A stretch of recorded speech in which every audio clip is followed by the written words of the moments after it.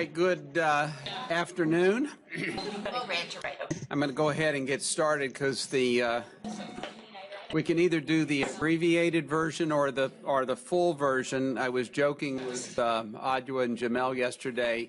They were saying, "Do you have your slides ready for the talk?" And I said, "Oh, do I need them? I really only need one. This is, I will give you a precursor, a bad dad joke." I said, "The state of the Mailman Center is Florida. We're done." So I like that. Some people actually laugh. And can I introduce you to my adult children?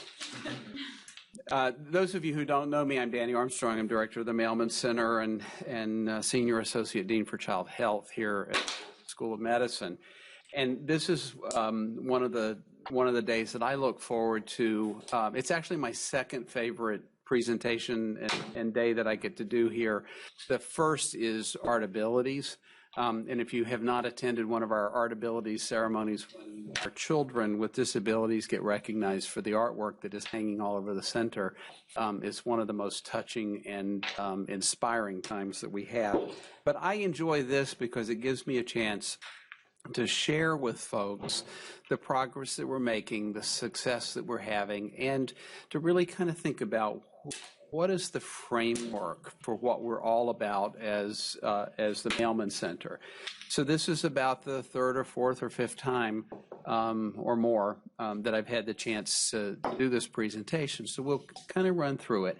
I always like to start with our vision statement. And those of you who have heard me say this probably more times than you want to, I've never been a vision and mission statement person. I've worked with a lot of organizations. Typically what you do is argue for 6 months about whether it should be of or for in the statement. But this one just came out of our strategic planning process in a very strong way, and it's been simple. I've had other national organizations wanting to know if we've copyrighted it, because could they borrow it, could they use it, and they haven't copyrighted it, but they can't use it.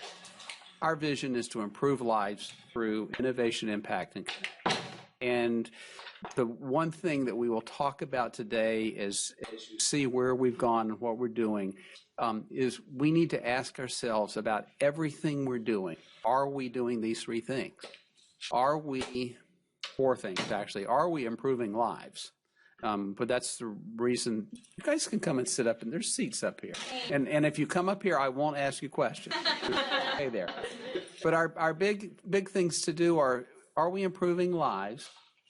Are we always being innovative? Are the things that we're doing having relevance and impact? And are we doing it with other people? And if we think about those principles about every program, every new project that we do, we're actually going to be in really good shape. We have a mission statement that goes back. It's really comes down to 5 points: address, develop, identify, integrate, and educate. What I want to do is to start today is to kind of go over with you some of our success this year and look at trends where we've been with the Mailman Center. And the first place that I want to start, because it's the tool that allows us to do everything else that we do, is how are we doing in terms of our funding?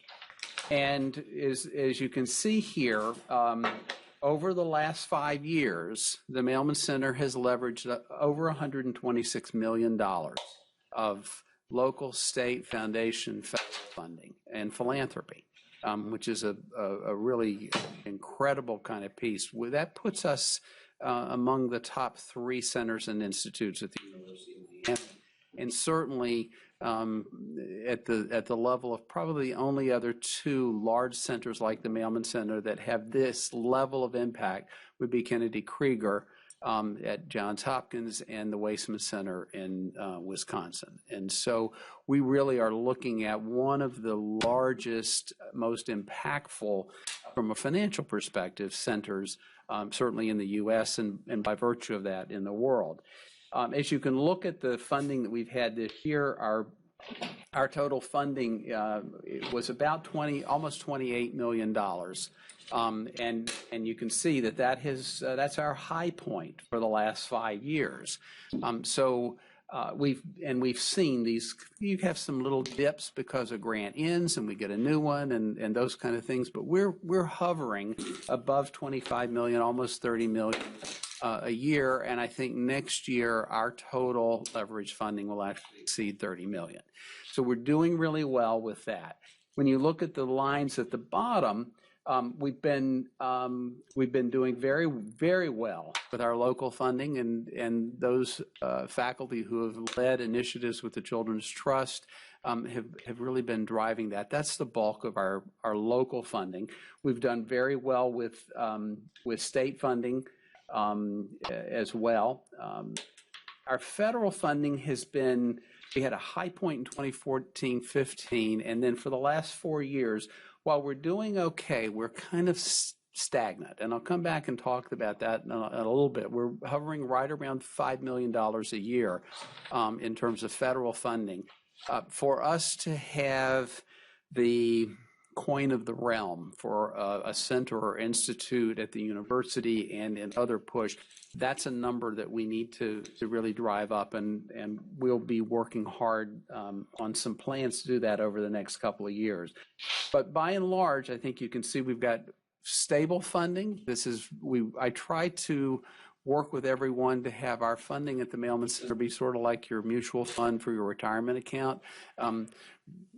Wide divestiture in a number of different things, so that something falls, something else goes up, and you don't crash. And it actually has worked fairly well with us. So I want to make sure that I acknowledge all of the folks who are contributing to this work. Alan? Danny, is that total cost including indirects? Yes, that's our direct and indirect cost. Danny, where does philanthropic fit? It falls into the other category. Oh. Yeah. So we have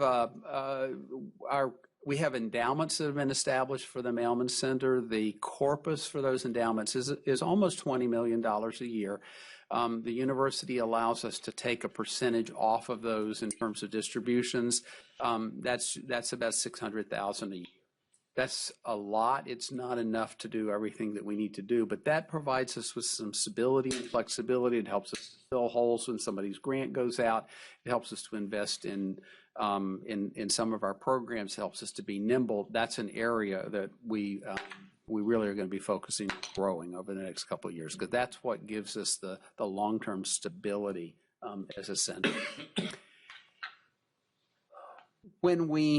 Make sure I hit the right thing. When we put all this together, to have a portfolio of that size with all the things that we do, we went through our organizational restructuring about 4 years ago. And it's a fairly unique model. I do have to tell you, the folks at the Wasteman Center in Wisconsin heard our presentation about our reorganization at AUCD a couple years ago, and the director up there has been a friend of mine for several generations, it seems like. And Bill called me and he said, we presented your idea to our staff, and we only had to have 3 ambulances come for the heart attacks that our staff had as they heard about what we're doing. We've kind of gotten used to it, and it's been a very big impact for us. And that was our focus on interdisciplinary, interprofessional collaboratives built around themes with our leadership and full participation by folks across the center, but also, as you'll see in a little while, across the university in these particular initiatives. And one of the things that we can say from a financial perspective is we've seen about $1 million to $1.5 million of new dollars that have come into the center each year incrementally since we did the change. And so there are grants that we would be well below that $25 to $30 million range without the kinds of incremental jumps that we've had because of this. And the model is a really exciting one that to work. We've got our 4 interprofessional collaborators, the IPCs, with their specific focus, and then we have those cross-cutting initiatives that are led by key leaders in the center in the areas of research and training, community engagement, and innovation, and clinical care. But what we also did was recognize the strengths of some of our major service demonstration clinical programs, the Debbie School, early steps, the pediatric mobile clinic, our child protection team, as foundational basis for us to be able to use with each of the IPCs for research purposes, for being able to come up with best practices, for being able to translate those best practices into the community setting. And so the model seems to be working. We're always open to tweaking. It is radically different, I can tell you, from the way that most other centers like the Mailman Center operate around the country, but a number are starting to think about being like Mike, to use the old Michael Jordan commercial from years ago. When we look at what we've done, I like to look at what our work for the last year has been, but it's really important to look at things over multi-year periods. And so most of the data here, I'm going to kind of show you what our trends are. And when it comes to trainees, we're hanging very nicely, typically somewhere between 70 and 80 long-term and intermediate-term trainees each year. The important piece of this slide that occurs year after year after year is the blue. And those are the number of our trainees who come from minority backgrounds. And Jeff has looked at this, and we are incredibly unique in leading the nation. Those blue numbers account for 25% of the minority trainees in LIN and USED programs in the United States. I'll say that again. If you take all of the minority students being trained in the United States, 25% of them are here at the Mailman Center. That says the other people aren't doing a really good job. It also says we live in one of the most culturally rich environments in the world, and that is one of our major assets. When we look at what we're doing in terms of clinical services, a similar kind of thing pops up. We are seeing somewhere between 12 and 15,000 children a year, some of them for multiple visits, some of them for unique independent visits for a variety of things. We also don't see them here at the center. This accounts for folks that we see here at the medical center, at the Mailman Center, but it also accounts for those children that we see in community programs, in outreach, in collaboration with other groups, in some of our major programs that are community centered, and I'm very, very happy about that. The other piece of it is, as you look at this, is that we're, again, running somewhere around 75% of the children that we serve with intellectual developmental disabilities and other special health care needs are of minority backgrounds. That's partly the unique component of our community, but it's also a really testament, an outcome of our commitment to serving this community and being experts in the area of cultural service. When we look at annual community training and technical assistance activities over that 3-year period, you can see that 2016-17 and 2018-19 were pretty comparable. You know, typically around 60 events, and typically somewhere between 3,000 and 6,000 participants each year. We had a banner year last year, but I think we had a whole host of small events that were serving a large number of folks. But this is a critical piece. It's a requirement of our USAID grant, and we're doing this incredibly well. When we look at our research program, there are 3 things that we're looking at. Are we designing new studies, and are we activating new IRB protocols? And I think, as you can see here, we typically are adding 7 to 12 new research protocols each year here out of our faculty and staff, and that's an important component. We also then wind up having somewhere between 40 and 70 projects going on that aren't new. They're a combination of the new, but also the ones that are ongoing studies. And so that really speaks to the robust environment that we have here. And we are typically submitting around 30 to 40 grants a year. You don't get a grant if you don't submit it. Typically, the ratio of grants awarded to grants submitted to somewhere in the 20 to 25% range across all the types of services we have. And that really is inflected. We actually have a pretty good success rate in that respect. And so continuing that process of submitting grants is one of the ways that, A, we have financial stability, but we also push our innovation and research. The outcomes of our work are really important. It's not enough to just have a protocol, but to actually do something.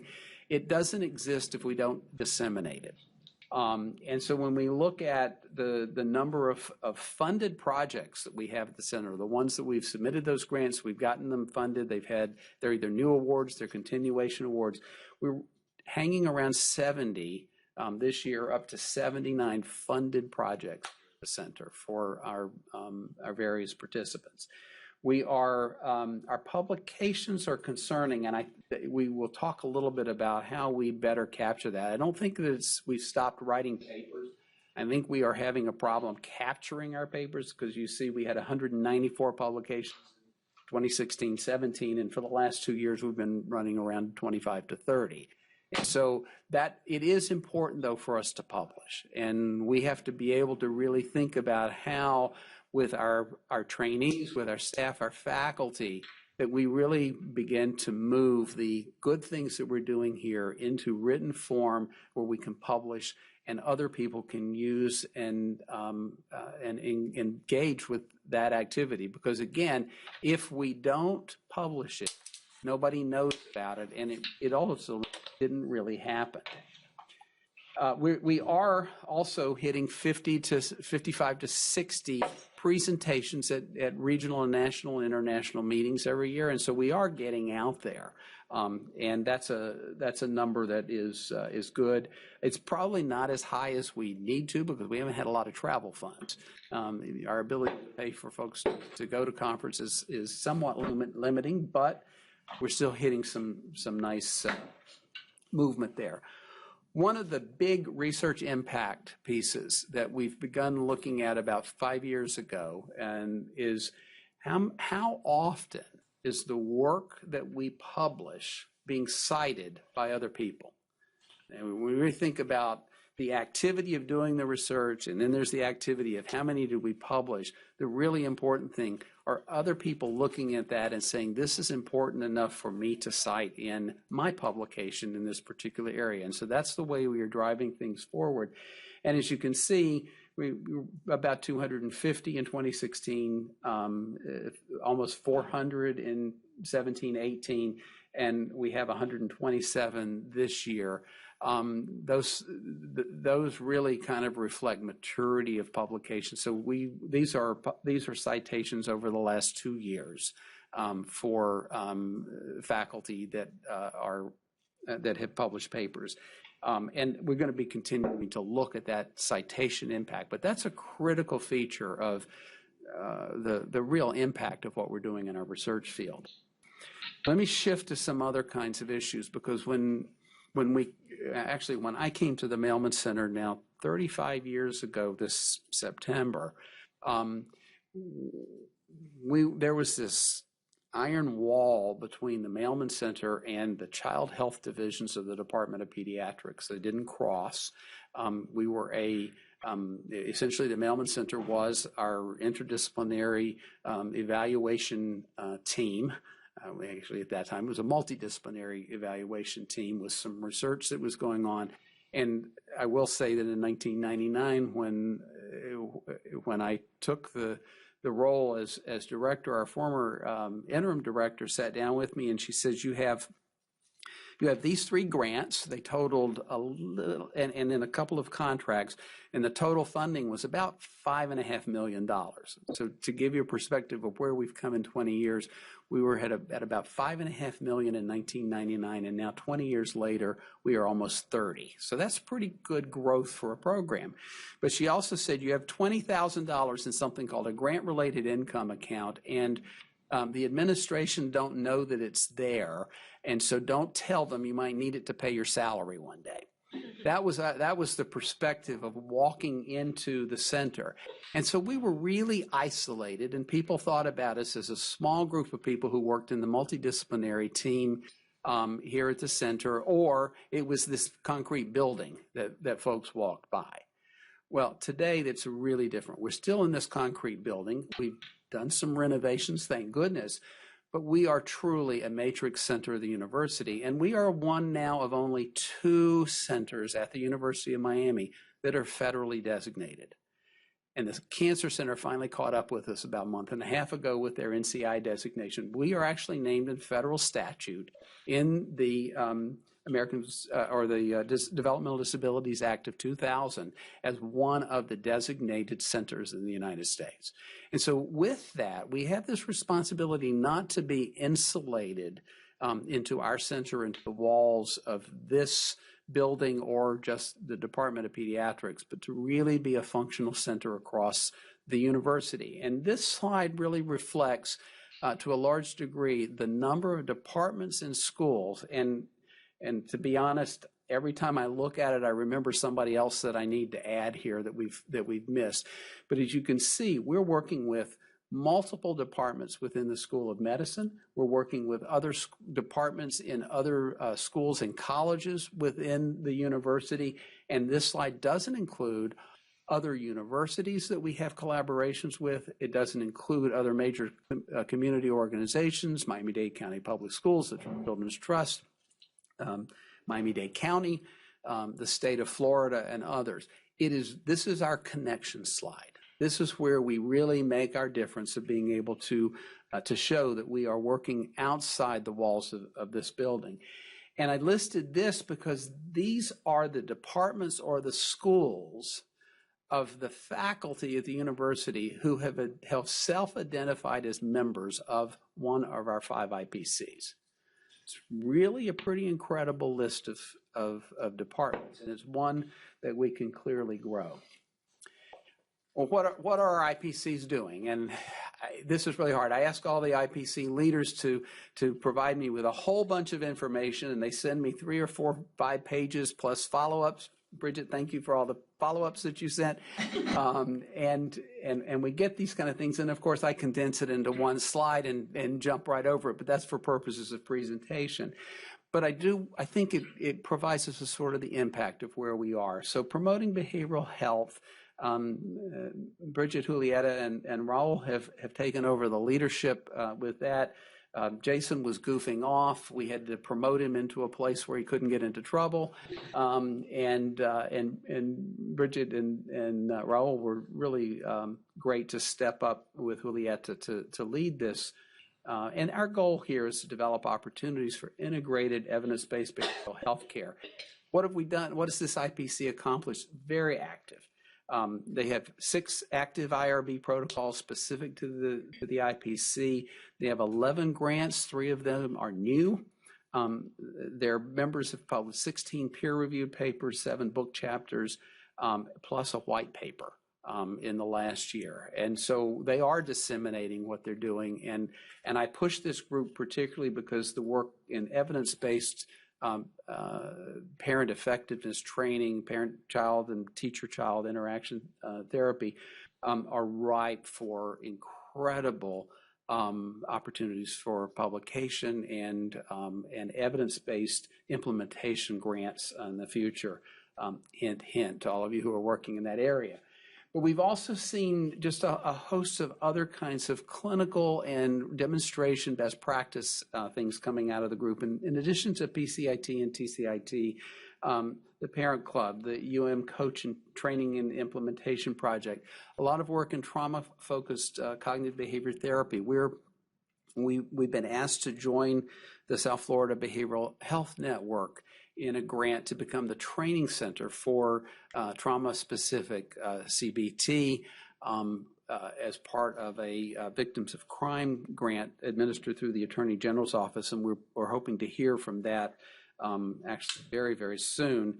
But the development of the work on trauma, not only from the focus on helping children, and in particular children, but their families who experience trauma with managing the acute emotional and stress-related components of that, but to think about what is the impact that has on the developing brain And do we see long-term impacts because of neurologic changes related to trauma? There's certainly evidence that's growing in that area, and we think that this is one of those areas of research that will help us to think about long-term impact well into adulthood for these trauma experiences. And certainly one of the things that's been on everyone's mind is what is the impact on those children who have been incarcerated as part of the immigration issue in things like Homestead?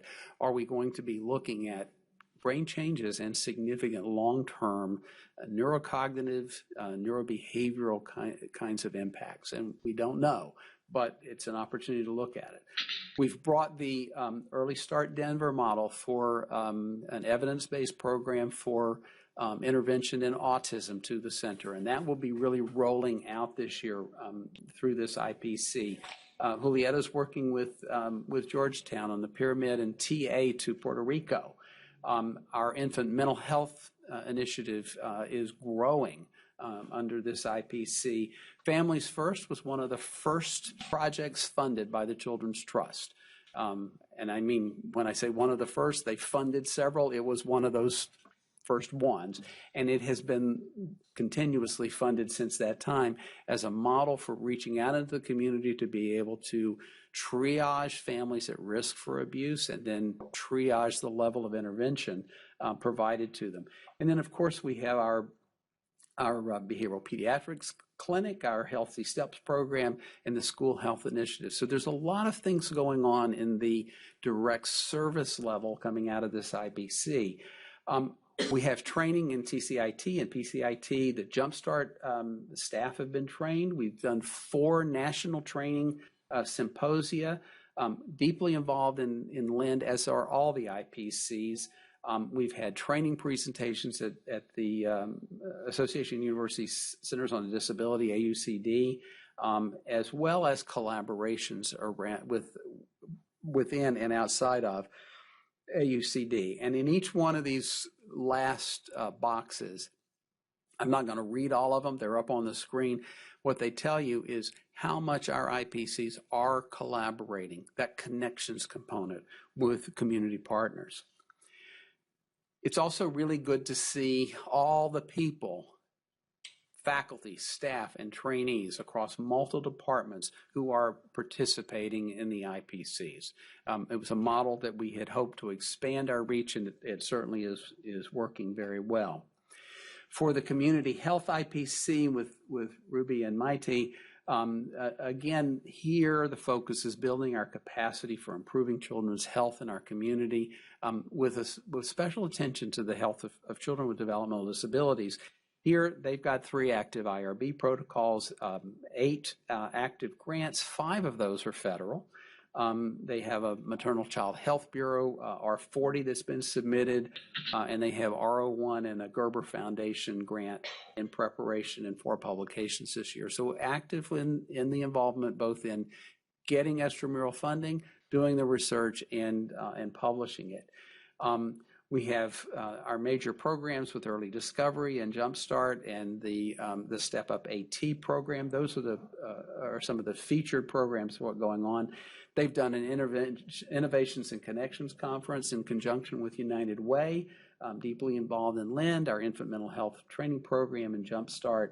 And again, a long list, but if you had time to compare, you would see that many of the community agencies that are part of this community engagement component are different from the ones that we had in promoting behavioral health and in the others. We have about 120 different community agencies across the IPCs that we're working with in one way or another. And again, a nice group of folks from several different departments who are engaged in the work of community health.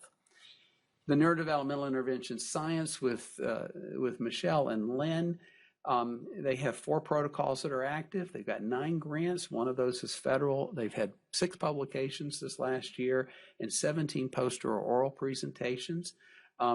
They've got work going with Miami-Dade North Early Steps, the Early Discovery Program, the Debbie Institute, Families First. We have the Jasmine Project to prevent mortality in Black babies before the first year of life, and the Starting Smart program.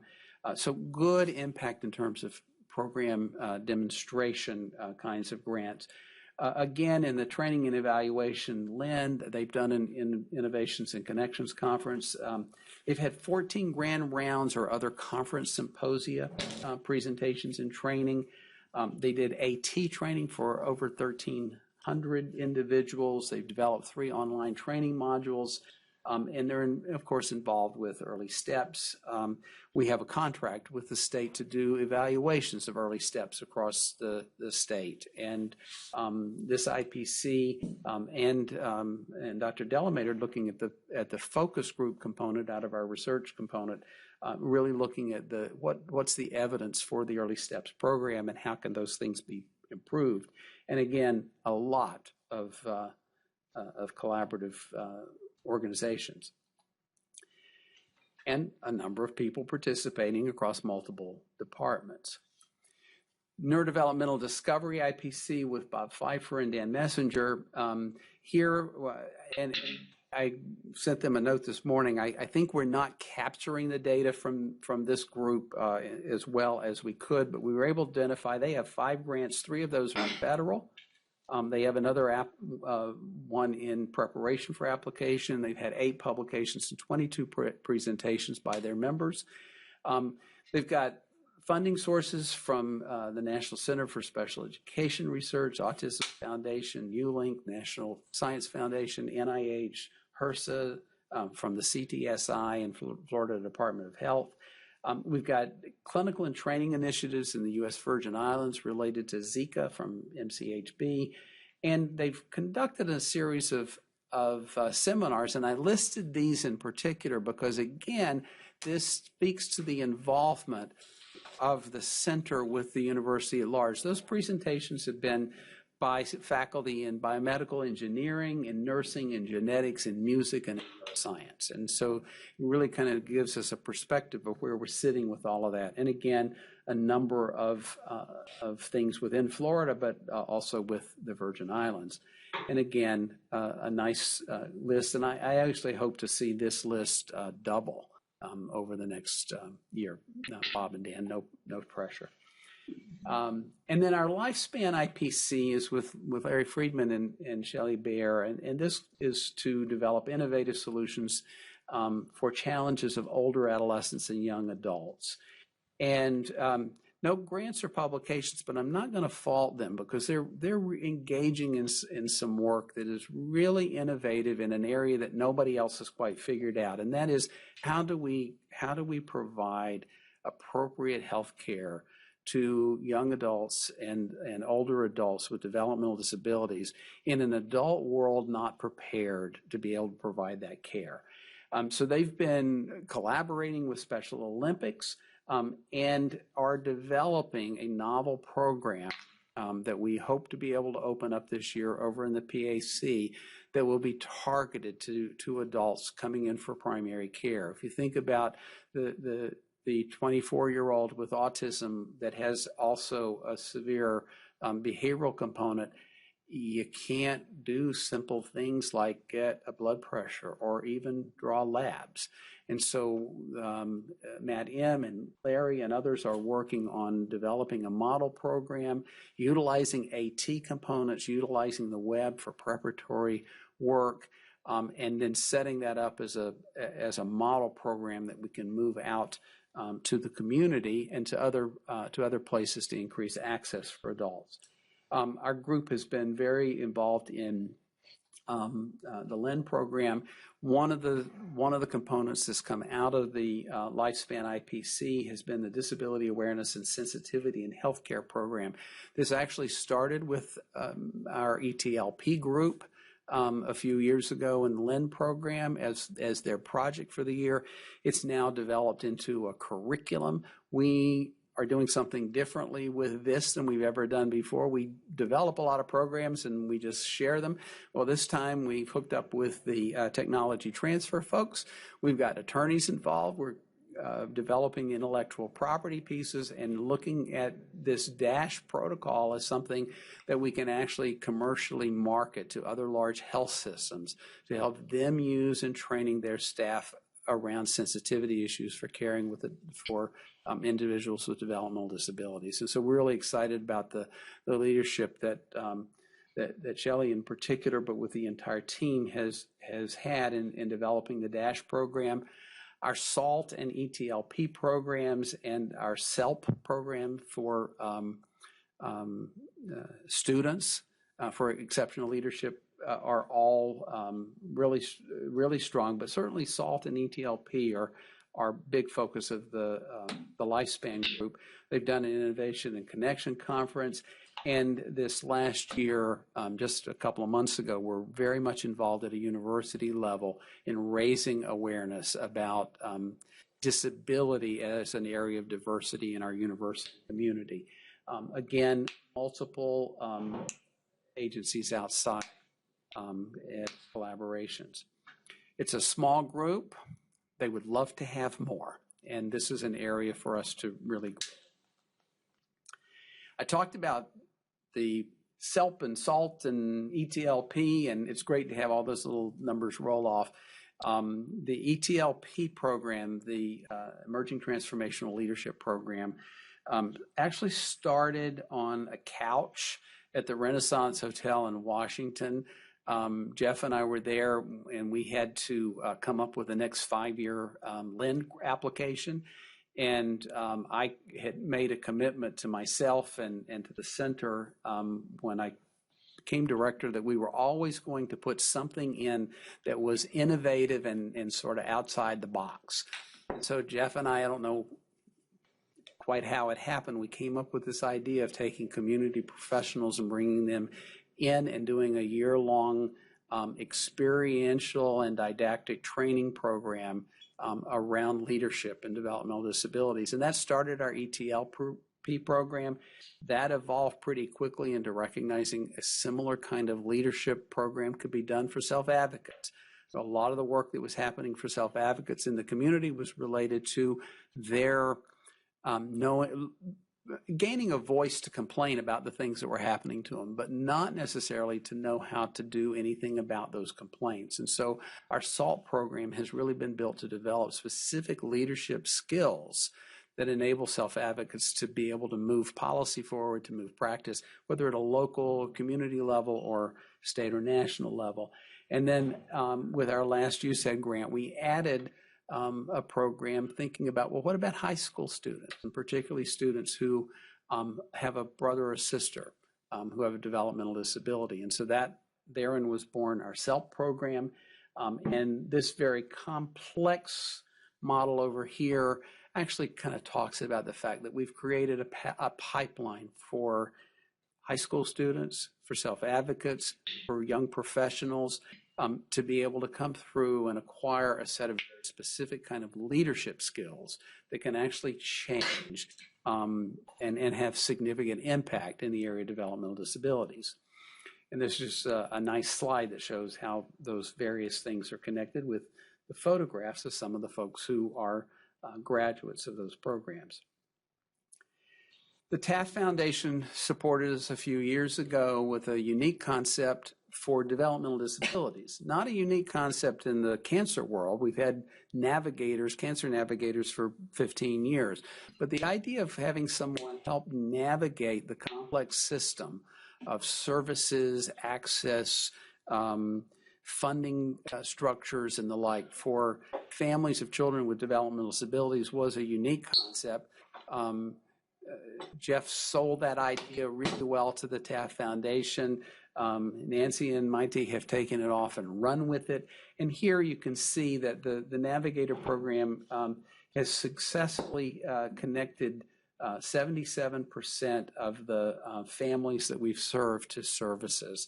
The little graph over their very nice picture there shows that we're serving between 400 and 500 families a year now with the Family Navigator program, and that has begun to reach out to Overtown, East Little Havana, and other community agencies so that they can pick it up and do it at a community level. Again, we're looking at a group that's about 54% English speaking, about 43% Spanish, 3% Creole, about 45% Hispanic Latinx, about 29% white non-Hispanic, 22% African American Black, and about 4% other. And as I mentioned, we've got this stuff really starting to go out into the community, including some oral presentations at national meetings. And I shared this.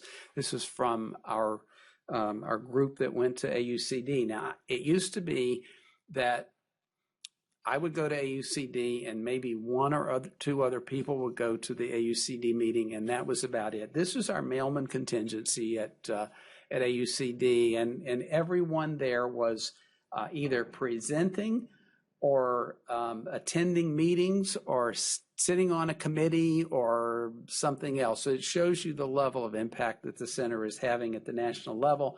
And I mentioned when we did the Family Navigator about the work that was being done in the whole area of developing a database and systematizing this service. And Allison Kumick, one of our MD and PhD students, presented, and I think Nancy is hiding behind the podium.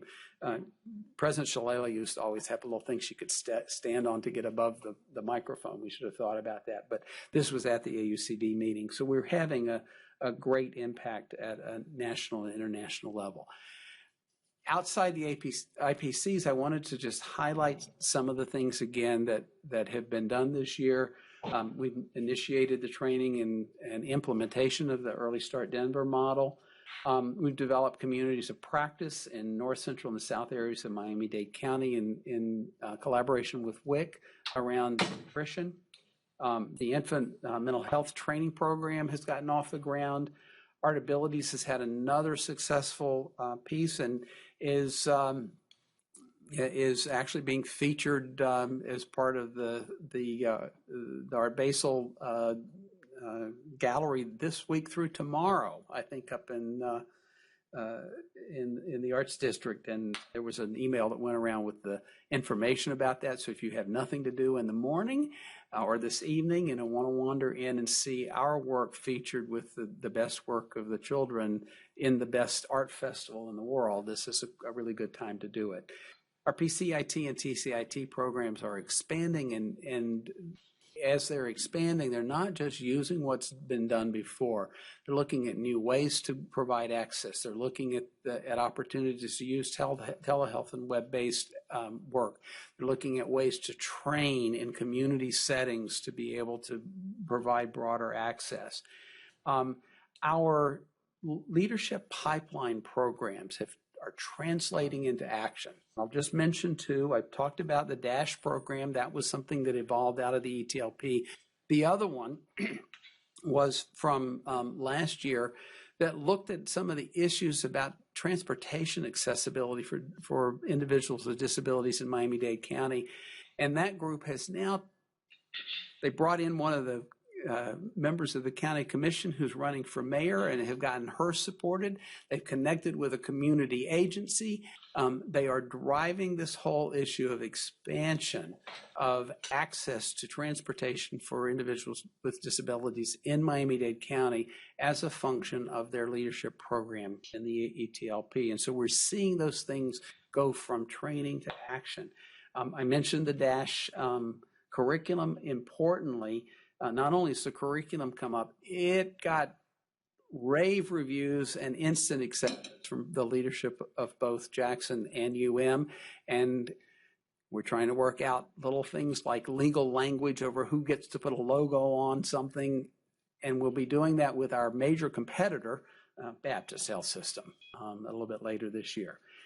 We've had some really significant things. The Project SALT was awarded grant or an award from the Awesome Foundation. We think it's awesome. They did too. Shelley was recognized a few weeks ago at the AUCD meeting as the recipient of the Gordon Richens Award for Leadership and Advocacy. And Jeff received a really significant recognition, the Maternal and Child Health Bureau Directors Award. So impact of our individuals in our program. Our community outreach is core to what we do at the Mailman Center. We are no longer in these walls, and more than half of the work that we do is outside this center and off this campus. And that's a really important piece of where we're going. We made the decision to make the interface between disability and diversity a priority of the center and began working with two communities that were really great partners. We approached this by going in that these were not going to be Mailman Center programs. We had a level of expertise. We've asked each of those communities to help identify what their needs were, and was there something we could bring to the table to help them build capacity to address those needs in their community.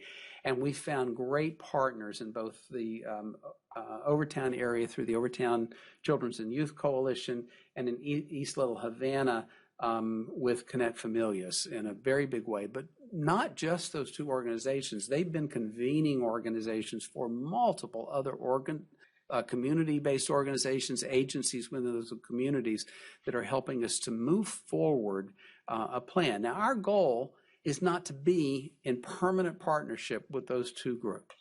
Our goal is to work with them to help them address and build the capacity to address the needs that they've identified. And then as they have that capacity, for us to be able to look at other communities to help with the same kind of partnership. So it is capacity building in the community setting. And we're really excited about that. I'll share a couple of slides from the presentation we did at AUCD a few weeks ago.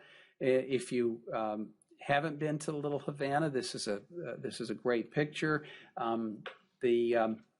The chicken on the street in front of the restaurant, it is a classic Miami restaurant. You should really go there. They've got great food. I actually had a chance to go there one night with a group of folks that were doing an exchange program. It was a group of physicians from, most interestingly, the Ukraine, a while ago, who were met by our local congressman, Lincoln Diaz-Balart.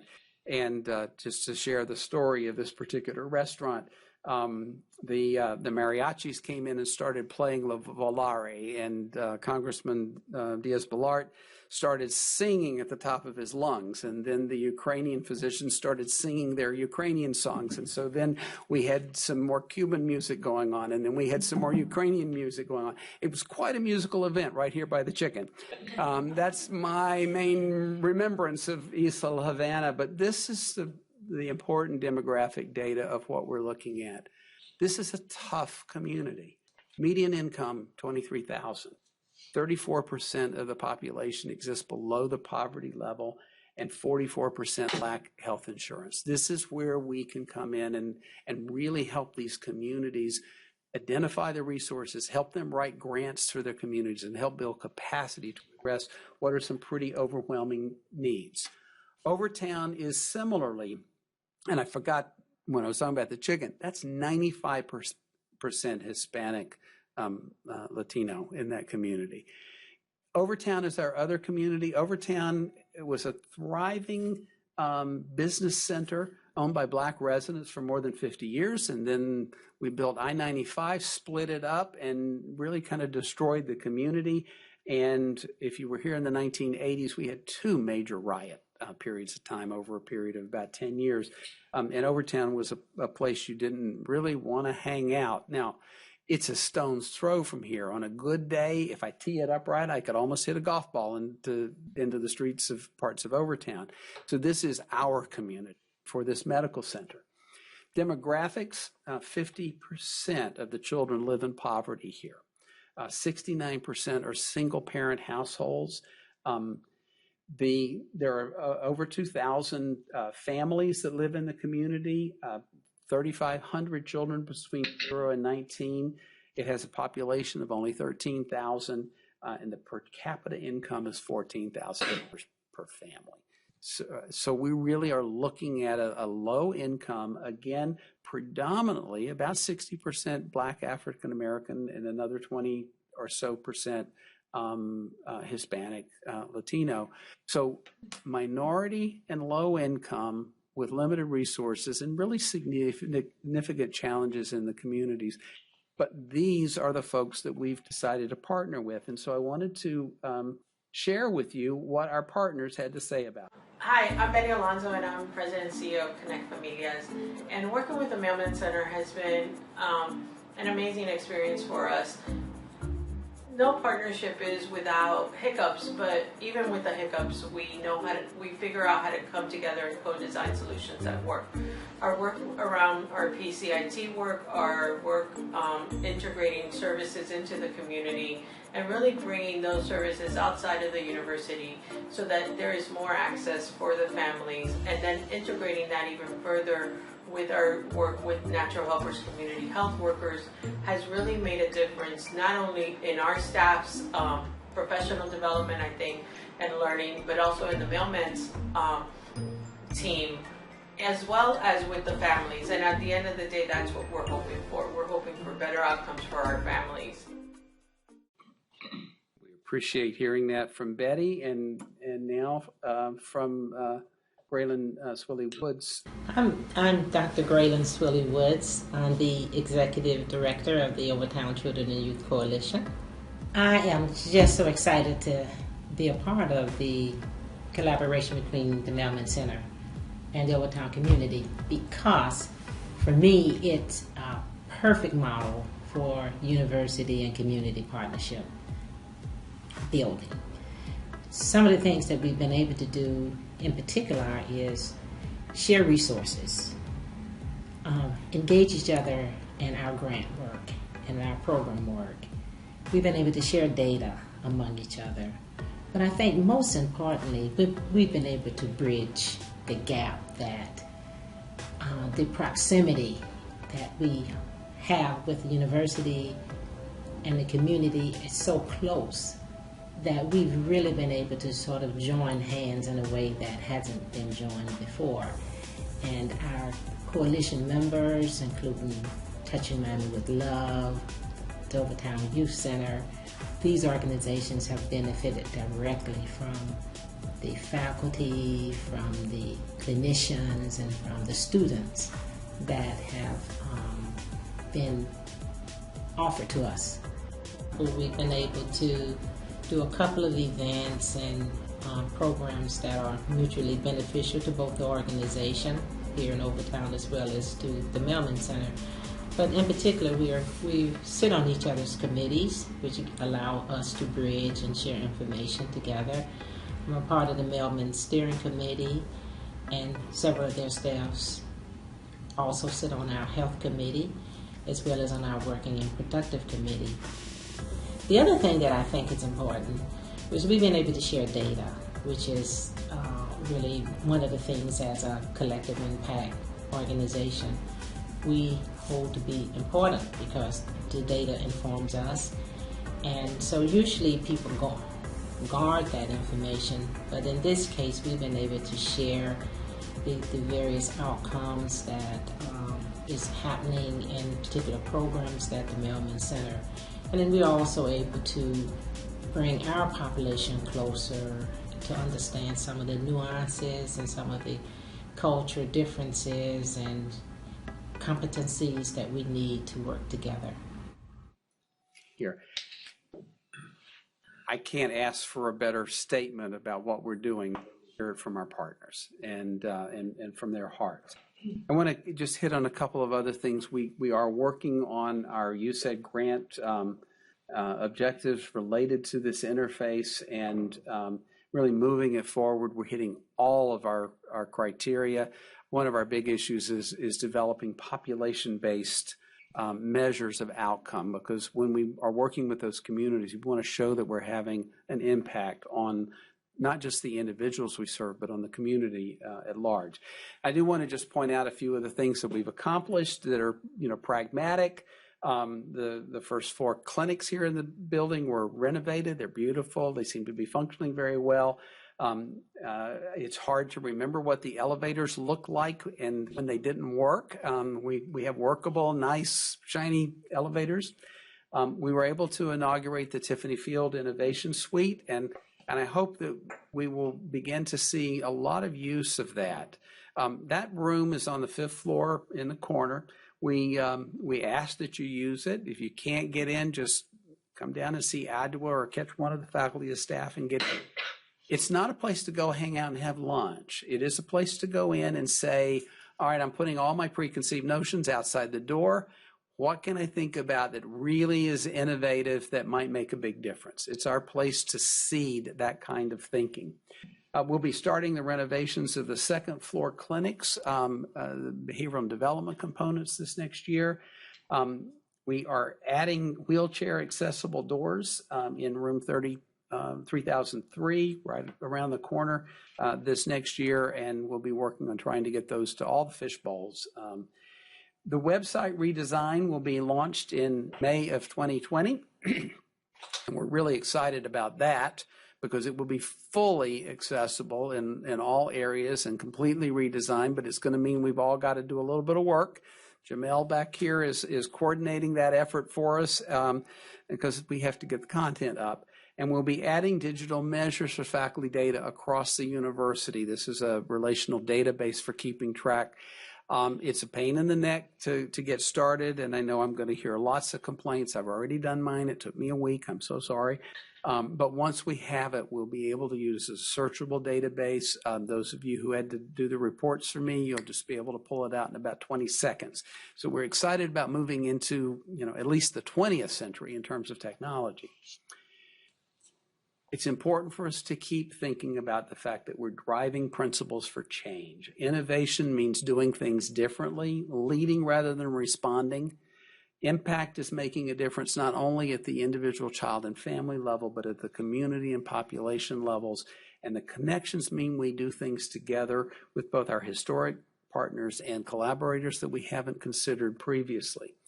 There are a bunch of opportunities, and I'm not going to go into these a lot now for time, but we are moving forward. These are repeat slides from the last couple of years. We are now clearly moving forward on addressing health disparities in this intersection.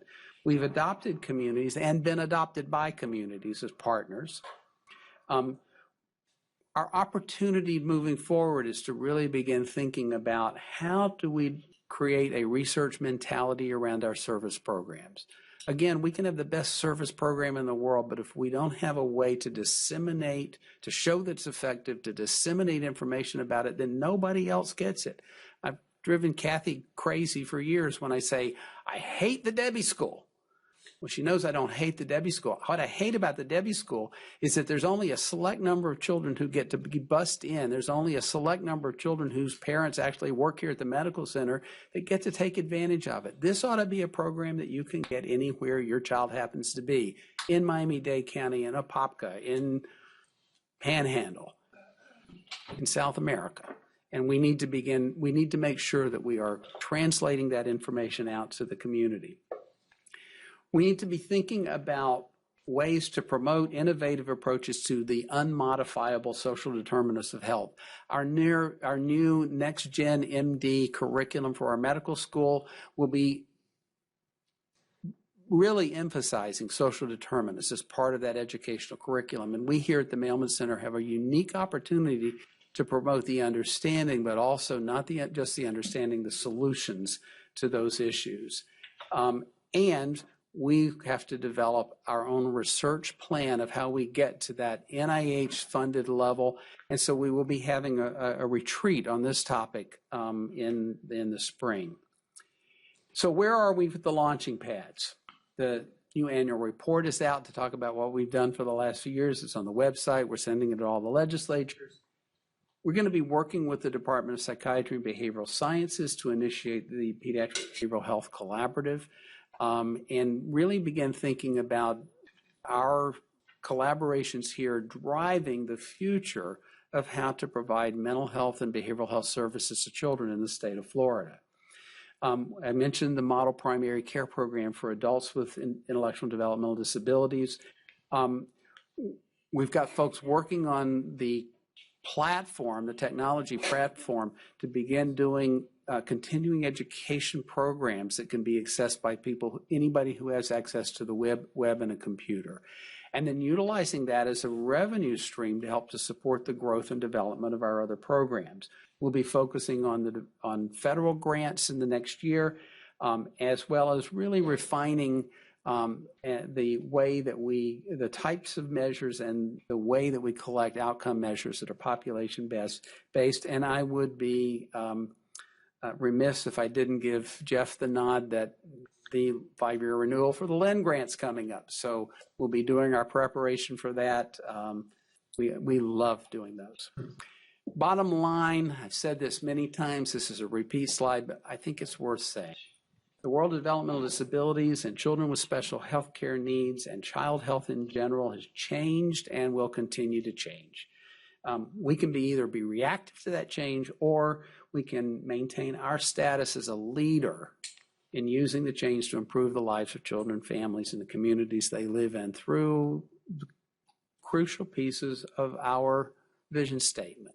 We embrace innovation, we strive for impact, and we achieve our success through connections. I want to thank all of you for being part of this mission and doing what you do. It's a great place to work. It's a great place to be the director. I tell people that what I do is that I'm smart enough to get really smart and driven and enthusiastic people and then get out of your way. So thank you for doing it.